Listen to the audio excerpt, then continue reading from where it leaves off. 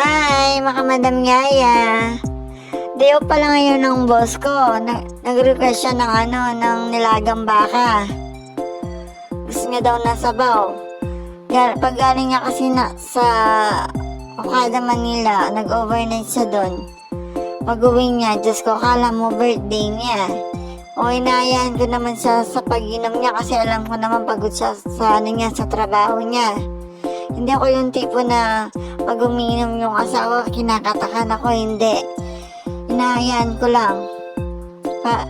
Kakatakan mo, mag-aaway lang kayo, di ba? Ba't hindi mo na lang ayan? Para wala na lang ang tawag doon. Wala na ang pisabihan. May pakanya ko na. Yan kasi style ko pag miminanyabi ako, abayan ke. Kaya rin nakatapakanan ke. Para pagising ng abak, alayang hangover. Makanya ko kasuporti, makanya naman kasi. Ayan pala, luto na pala dyan yung lagang baka, nagkulang pala sa mais, wala na ako nabili kanina. Yan, pagtapos pala namin kumain, nagpahinga lang kami. Niyaya ako ni boss na paggawa namin si Big Boss kasi nasira yung ilaw niya, napundi. Saka pina-chainsaw din namin. Ayan, nandito na kami. Habang pinapagawa niya yung motor, nagpalinis muna ako ng kuko. Nuko, may pamper pa yung kaya kayong Madam Nemi pa kanya. May liya pa kanyang ken. Nuko, may pa kanyang yan eh. Ayan. Tapos na pala siya dyan. Tapos pag uwi namin, sabi, anong gusto mo meron? Gusto ko ng palabok, sabi ko. Tapos niyaya niya ako dito sa susis. Binili niya ako ng palabok saka biringi. Meron ako nakitang leche plan. Nagpabili rin ako. Ayan, marami silang dito. Ayan, fast forward na pala tayo. Pagtapos pala namin nagmerienda, meron palang parade dito sa amin.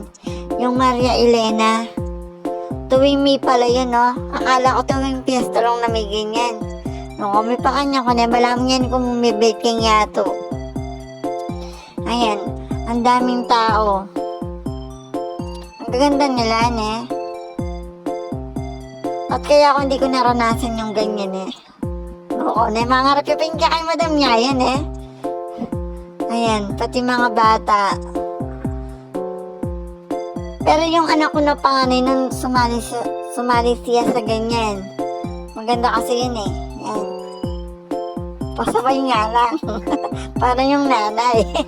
Naku, may pakamika kay Madam niya, yan eh. Ayan, ang gaganda nila, diba?